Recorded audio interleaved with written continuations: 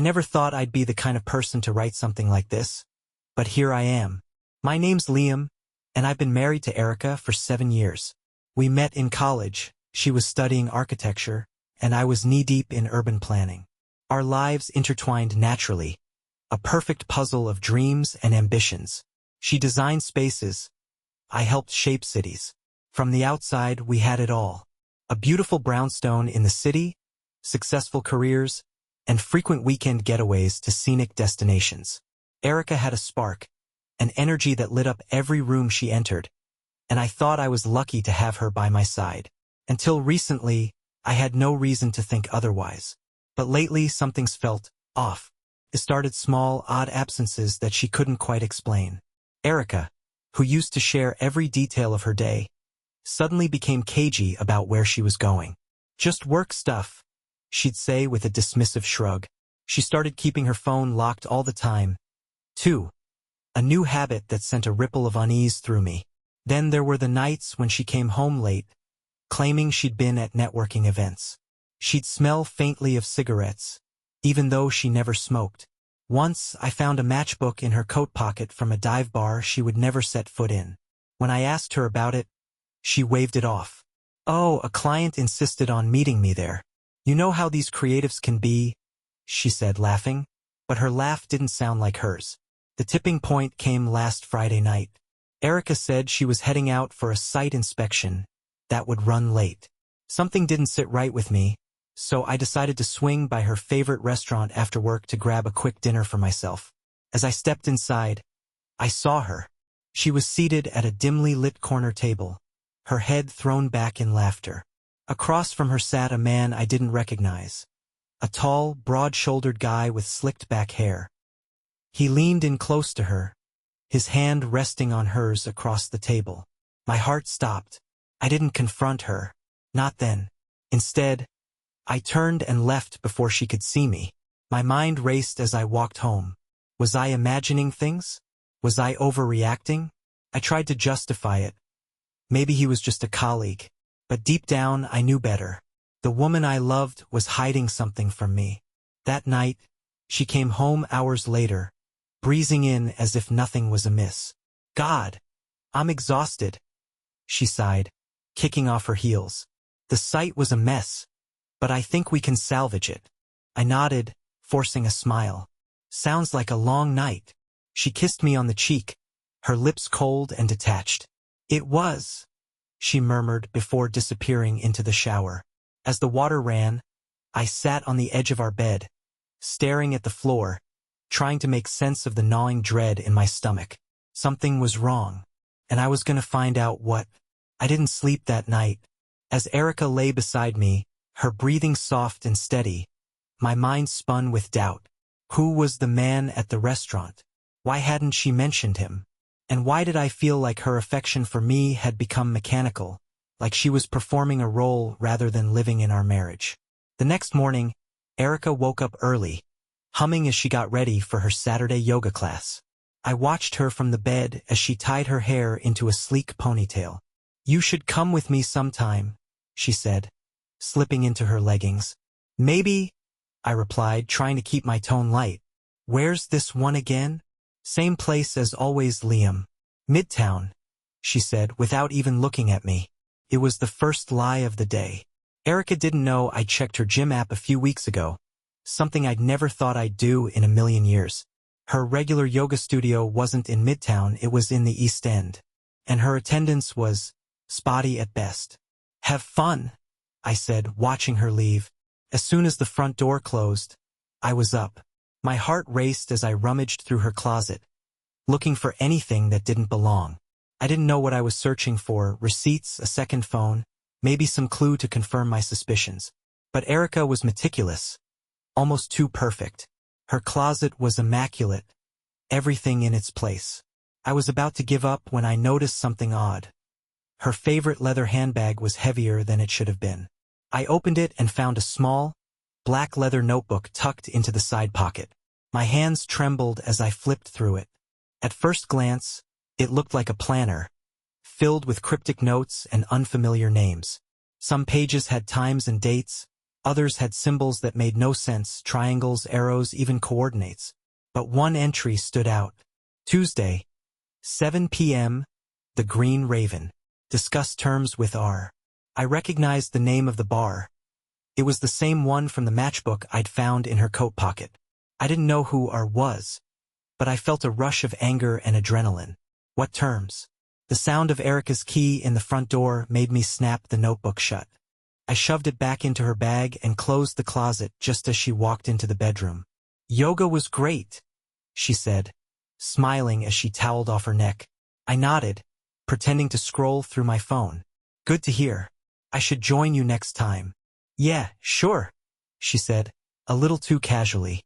I didn't press the issue.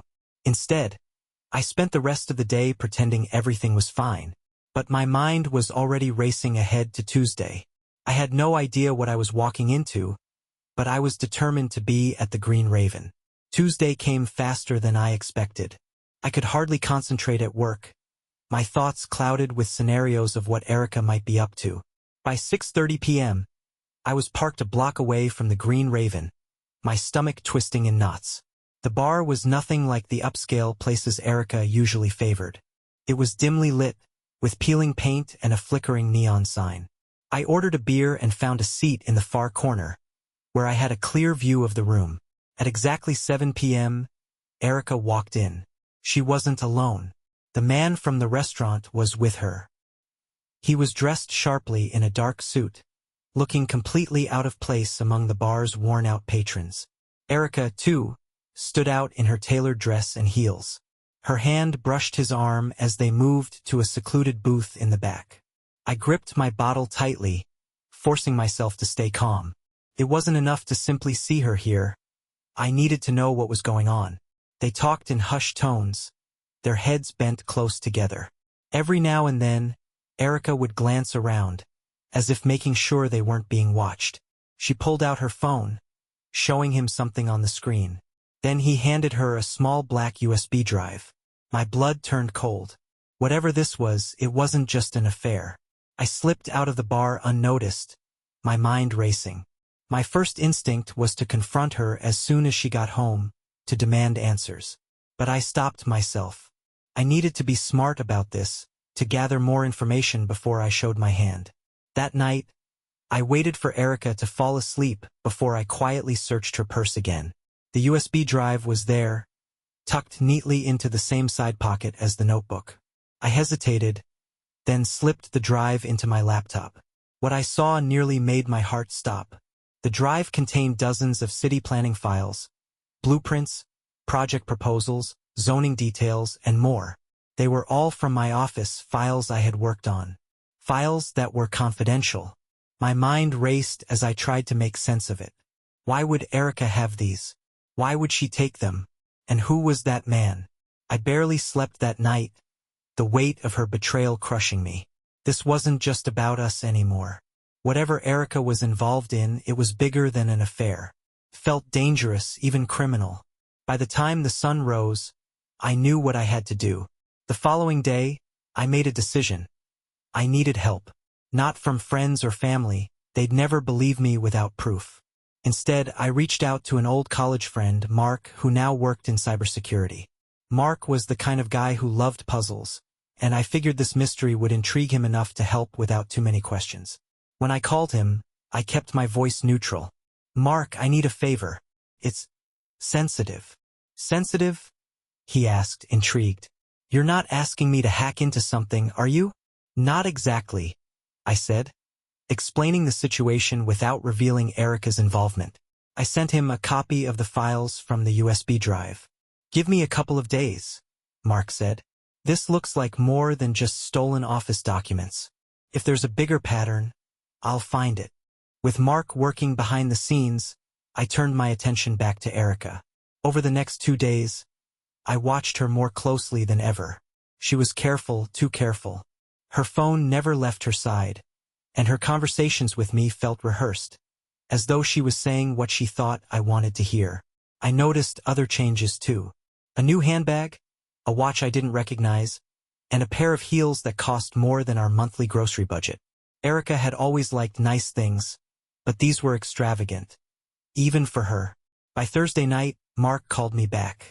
"Liam, you're not going to believe this," he said, his voice laced with urgency. "What is it?" I asked, my chest tightening. "The files you sent me? They're not just blueprints and zoning details. Some of them include encrypted overlays, hidden maps and access points to secure areas across the city. This is high-level infrastructure data. If the wrong people got their hands on it, my blood ran cold." "What kind of people?" "Think espionage, blackmail, organized crime," Mark said grimly. "If Erica's tied to this, she's in way over her head. And so are you." The words hit me like a freight train. This wasn't just a betrayal, it was a threat to everything I stood for. Erica wasn't just cheating on me. She was betraying my trust in ways I couldn't fathom. I thanked Mark and hung up, my hands trembling. What had she gotten herself into? And who was that man? I spent the next few hours spiraling. Part of me wanted to confront Erica immediately, but the stakes were too high. If she was mixed up with dangerous people, I needed to be smart about how I handled this. By the time she came home that night, I had a plan. When Erica came through the door, I forced myself to greet her as if nothing was wrong. "Hey, how was your day?" I asked, leaning casually against the kitchen counter. She looked tired but still managed to smile. "Busy as usual. Just a lot of back-to-back meetings." "You?" "Same old," I said, shrugging. "I was thinking we could have a quiet night in. Maybe order some takeout and watch a movie." Her expression softened, and for a moment, I saw the woman I used to know. "That sounds nice," she said, kicking off her heels. As we ate dinner, I played my part perfectly, keeping the conversation light. But underneath the surface, my mind churned. I needed more information, and Erica was my only source. After dinner, as she settled onto the couch with a glass of wine, I casually brought up her work. "You've been really busy lately?" I said, pretending to admire her dedication. "What's this project you've been working on? You mentioned something about Midtown last week." Her eyes darted to mine, just for a fraction of a second, before she recovered. "Oh, it's just a boring redevelopment plan," she said, waving a hand dismissively. "You wouldn't find it interesting." I smiled, masking the anger boiling inside me. "Come on, give me a little credit. You know I love hearing about your projects." She hesitated, swirling the wine in her glass. "It's nothing major, just some updates to an older district. Honestly, it's not even my favorite assignment." Her answer felt rehearsed, like she'd been preparing it for a while. But I didn't press further. I needed her to feel safe, to believe that I wasn't onto her. That night, as Erica slept, I went back to the black notebook. This time, I took photos of every page, carefully returning it to her bag before she could notice it was missing. The next morning, I sent the photos to Mark. "I need you to decode this," I told him. "There are dates, symbols, and coordinates. I think it's a key to whatever she's involved in." Mark sighed. "Liam, this is starting to sound like a bad spy thriller. You sure you want to go down this rabbit hole?" "I don't have a choice," I said, my voice hard. "She's hiding something dangerous, and I need to know what it is." "All right," he said. "Give me a day or two." For the next 48 hours, I kept up appearances, pretending everything was normal. Erica didn't suspect a thing, but I was dying inside. Every moment we shared felt like a lie. When Mark finally called, I was ready to unravel the truth. Mark didn't mince words when he called. "Liam, I don't know how to say this, but whatever Erica's into, it's bigger than I thought." "What did you find?" I asked, gripping the phone so tightly my knuckles turned white. "The symbols and coordinates in the notebook? They're linked to high-security sites, subway systems, power grids, water treatment facilities. Some of these places are essential to the city's infrastructure. And the dates line up with reports of strange activity. Unauthorized access, unexplained outages, even rumors of corporate sabotage." My stomach dropped. "Are you saying she's involved in something criminal?" "I don't know if she's the mastermind or just a pawn, but this isn't some petty theft. It looks like someone's mapping vulnerabilities in the city. They could be planning blackmail, sabotage, or worse. And your wife is the one connecting the dots. The words hit me like a freight train. I sank into a chair, struggling to process what Mark was saying. The woman I'd built my life with was betraying me. And not just me, but the city we both loved. There's one more thing, Mark said hesitantly. What? Some of the coordinates match places you've worked on, projects you've directly overseen. If this comes to light, your name could get dragged into this. Liam. My mind reeled. Erica wasn't just risking her own safety. She was putting my career, my reputation, and my freedom on the line. Do you recognize the name R? Mark asked. Yes, I said bitterly, picturing the man from the bar. He's the one Erica's been meeting. Do you know who he is? I did some digging, Mark said. His real name is Roman Calloway. He's not just some shady businessman. He's the head of a private organization that deals in industrial espionage. They specialize in extracting sensitive information and selling it to the highest bidder. If Erica's working with him, she's playing with fire. I clenched my fists, fury rising like a storm inside me. I'm going to stop this, Mark, whatever it takes. Be careful, he warned. People like Roman don't play by the rules. If you confront him or Erica, without a plan, it could backfire. But I wasn't going to wait. Couldn't. Erica's betrayal had crossed a line, and I needed answers. That night, as Erica showered, I carefully slipped her phone from the bedside table. The password was no match for the years we'd spent together. I knew her favorite number combination like the back of my hand. Her messages confirmed everything. Texts between her and Roman were short and cryptic, but the intent was clear. They were planning something big. One message stood out. Delivery confirmed. Next move is in 10 days. Be ready. I snapped photos of the messages and put her phone back where I found it. The countdown had begun, and I was running out of time. The next morning I called in sick to work. I needed every second to prepare for what was coming. Erica and Roman were planning something catastrophic, and I wasn't about to let it happen. I started by revisiting the USB drive and the notebook. With Mark's help, I pieced together a clearer picture. Roman's network wasn't just mapping vulnerabilities. They were building a toolkit to exploit them. The files Erica had provided gave Roman and his team access to critical city systems, and their planned move in 10 days wasn't just a deal. It was an operation. But what kind? Sabotage? Terrorism? Couldn't tell. And that uncertainty terrified me. That afternoon I went back to Mark. We need to involve the authorities, I said. Not yet, Mark replied. If you tip off the wrong people, it could blow up in your face. You don't know who Roman's connected to. What we need is irrefutable proof, something that ties them to the crime before it happens. His words made sense, but I hated the idea of waiting. Every day that passed felt like a countdown to disaster. Then I'll get the proof, I said. Mark frowned. Liam, you're not exactly a spy. Leave this to the professionals. No, I said firmly. This is my wife, my life, and if I don't stop her, she's going to destroy everything. Reluctantly, Mark agreed to help me set up a plan. He provided me with a discreet recording device and software to track Erica's movements without her knowing. Be careful, he warned again. Roman's not just a criminal, he's ruthless. If he realizes you're onto him, he won't hesitate to take you out. That night, I played the role of the loving husband again, masking my turmoil with practiced ease. Erica seemed distracted, barely responding to my small talk over dinner. Long day, I asked, trying to sound casual. Yeah, she murmured, poking at her food. Just a lot on my plate. You've been so busy lately, I said, watching her closely. Maybe we should plan a weekend getaway. Just the two of us. She gave me a tired smile. That sounds nice. Let's talk about it later. Okay? Later. Always later. As soon as she fell asleep, I activated the tracker on her phone and placed the recording device in her bag.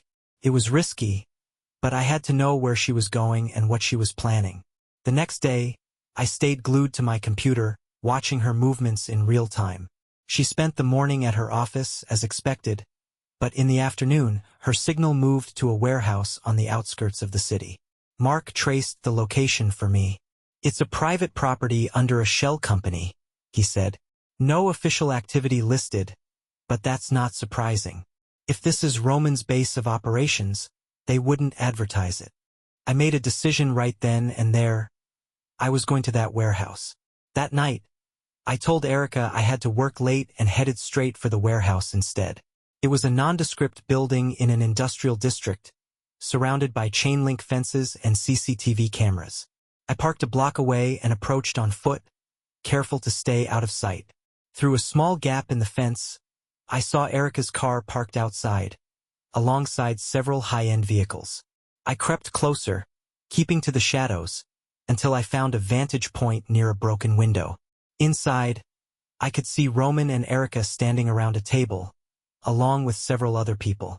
Papers and blueprints were spread out before them, and Roman was gesturing animatedly. Erica looked tense, her arms crossed as she listened. I pulled out my phone and started recording. Whatever they were planning, I was going to stop it. The air was thick with tension as I crouched near the broken window, my phone's camera capturing everything. Roman's voice was calm but commanding as he outlined their plan, pointing to various blueprints on the table. "This is our primary target," Roman said, tapping the map. "The city's central power grid. Once we breach this, everything else will fall into place." Erica spoke up, her tone sharp. "And you're sure the fail-safes won't kick in? If the system flags an anomaly, it could trigger a city-wide lockdown." Roman smirked, his confidence unnerving. "That's where you come in, my dear. The access points you provided ensure we bypass those fail-safes. It's foolproof." My stomach churned. Erica wasn't just a pawn. She was actively helping them plan an attack on the city. Roman continued, his voice dripping with authority. "Once the grid goes down, we'll send our demands. They'll pay whatever we ask to avoid chaos." A woman in a leather jacket chimed in, her voice cold. "And if they don't?" Roman's smirk widened. "Then we make chaos." I clenched my fists, anger and disbelief swirling in my chest. Erica had always been ambitious, but this was monstrous. She was risking countless lives for what? Money? Power? The group dispersed after finalizing their plans, and I watched as Erica approached Roman. They spoke in hushed tones, too low for me to hear, but their body language spoke volumes. Roman leaned in close, his hand brushing her arm, and Erica didn't pull away. I recorded every second, my heart breaking with each moment. This wasn't just a betrayal of trust. It was a complete dismantling of the life we'd built together. When the group finally left the warehouse, I waited until their cars disappeared into the night before slipping away. Back at home, I reviewed the footage, my hands trembling. The evidence was damning. Roman's plan, the city's vulnerabilities, Erica's involvement. It was all there. But what could I do? If I went to the police, I risked tipping off Roman's network. If I confronted Erica, she might warn him, and I'd lose my chance to stop them. I needed to think carefully. I needed leverage. The next morning, Mark called. "Liam, I looked into that warehouse you mentioned. It's linked to a shell company owned by Roman, just like I thought. But here's the kicker. Roman's organization is already under investigation by federal authorities. They've been tracking him for months." "Then why haven't they stopped him?" I asked, frustration creeping into my voice. "They don't have enough to make a move," Mark explained. "They're waiting for him to slip up. And if you share what you found, you might give them the push they need." I hesitated. "What happens to Erica if I do that?" Mark was silent for a moment. "If she's deeply involved, she'll go down with him. But Liam, if you don't act, this could escalate fast. Lives are at stake." His words echoed in my mind long after we hung up. I had to make a choice. Protect Erica and risk everything, or expose her and stop Roman's plan. The man who had loved her would have hesitated. But the man she had betrayed was ready to burn it all down. I spent the next 2 days preparing for what came next. The decision to act hadn't been easy, but it felt inevitable. Erica had crossed a line, and there was no coming back. I worked with Mark to compile all the evidence. The recordings, the photos of her notebook, and the stolen files from the USB drive.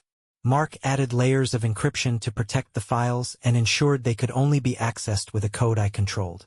If things went south, this evidence would be my ace in the hole. During that time, Erica behaved as though everything was fine. She was almost cheerful, humming as she cooked dinner and chatting about mundane things like redecorating the living room. The contrast was jarring. How could she act so normal when she was part of something so dark? On the third evening, she dropped a bombshell. "Liam, I was thinking," she said, sipping her wine at the dinner table. "Maybe we should take a little vacation. Somewhere quiet. Just us." I froze, my fork halfway to my mouth. "Vacation? Now?" She shrugged, her smile forced. "Why not? We've both been so busy lately. It might be good for us." My mind raced. Was this her way of throwing me off? Did she suspect something? "I'll think about it," I said carefully, forcing a smile of my own. Her smile widened, but her eyes didn't quite match it. That night I set the trap. Using the tracker on her phone, I watched as she left the house around midnight. Her car headed to a familiar destination, the warehouse. I followed at a safe distance, my heart pounding. This time, I wasn't just gathering evidence, I was taking action. I'd already contacted the authorities earlier that day, providing them with enough information to act but keeping Erica's name out of it for now. They'd promised to monitor the warehouse and intervene if things escalated. When I arrived, I parked a block away and crept toward the building, the cool night air biting at my skin. Through the same broken window, I watched as Roman and his team discussed final preparations. Erica stood beside him, her posture stiff but her face unreadable. The conversation was tense.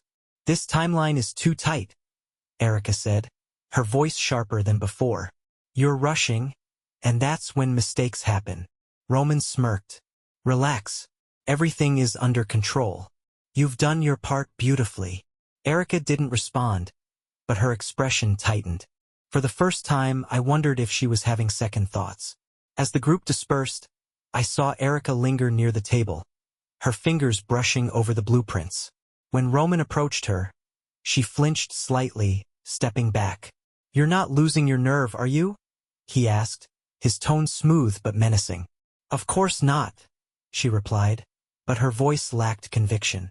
Roman stared at her for a long moment before nodding. "Good, because once this starts, there's no turning back." I slipped away before anyone could spot me, my mind racing.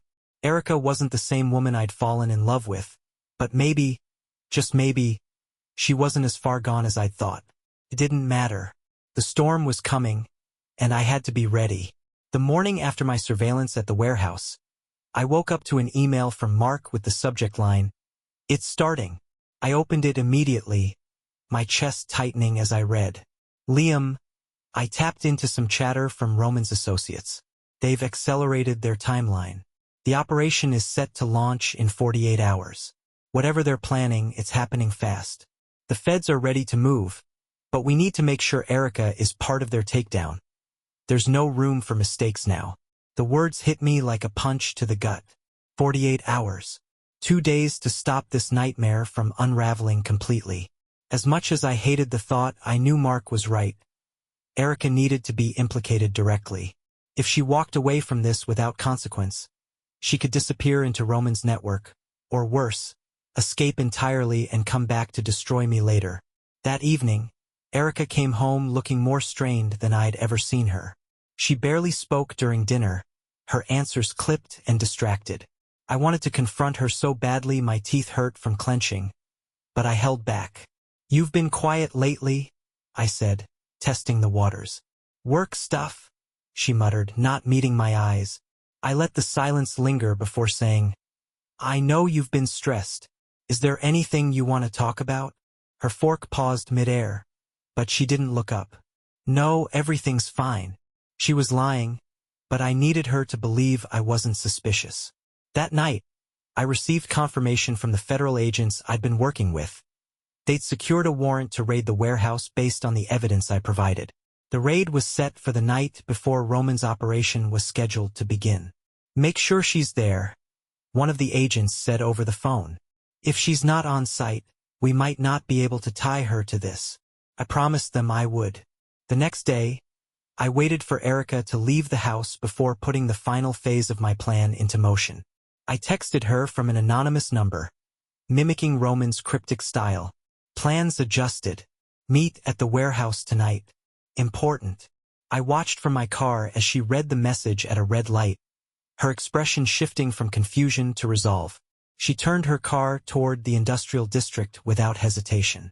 I followed her from a safe distance, my heart pounding. When she arrived at the warehouse, she hesitated briefly at the entrance, glancing around as if sensing something was off. I held my breath, willing her to go inside. Finally, she pushed open the door and disappeared into the shadows. Moments later, unmarked vehicles surrounded the building, and agents poured inside. I stayed parked nearby, watching the chaos unfold. My phone buzzed with updates from the lead agent. Roman and his key associates were apprehended on site.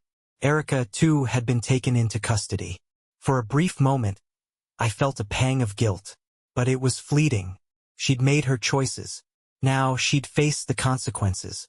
I watched from the shadows as the agents led Erica and Roman out in handcuffs. Her face was pale, her expression unreadable. Roman, on the other hand, sneered defiantly at the cameras capturing his downfall. When Erica was shoved into the back of a police van, I felt a sharp pang of something. Regret? No, it was satisfaction. The van drove off, sirens blaring. Leaving the warehouse swarmed with agents and media. I stayed long enough to see Roman's empire crumble before slipping away unnoticed. The next morning, the news broke. Headlines screamed about the raid, the arrests, and the foiled plot to cripple the city's infrastructure. Roman was painted as the mastermind, but Erica's name was mentioned too, as an accomplice. I got a call from Mark. They've got enough to charge her. She won't be walking away from this. I nodded, even though he couldn't see me. Good. At work, colleagues whispered, their eyes darting toward me. They didn't know how close I had come to being dragged into this mess myself. I pretended not to notice. That evening, I received a call from Erica's lawyer. She wanted to see me.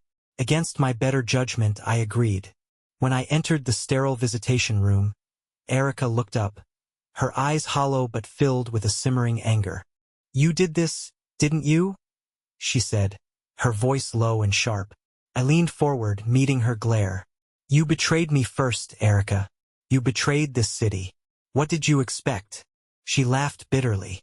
You don't understand. I didn't have a choice. There's always a choice, I shot back. You just made the wrong one. Erica stared at me, the fire in her eyes fading into something softer. Defeat. I never meant for it to go this far, she whispered. You knew exactly what you were doing, I said coldly. And you didn't just hurt me. You put lives at risk. She reached for my hand, but I pulled back. Liam, please, I can fix this. No, I said, standing. You've already burned everything to the ground. Goodbye, Erica. Her shoulders slumped as I walked away, the sound of the door locking behind me sealing the end of our life together. Weeks passed, and the chaos slowly subsided. Roman's organization crumbled under the weight of the evidence, and Erica faced charges that would likely keep her behind bars for years.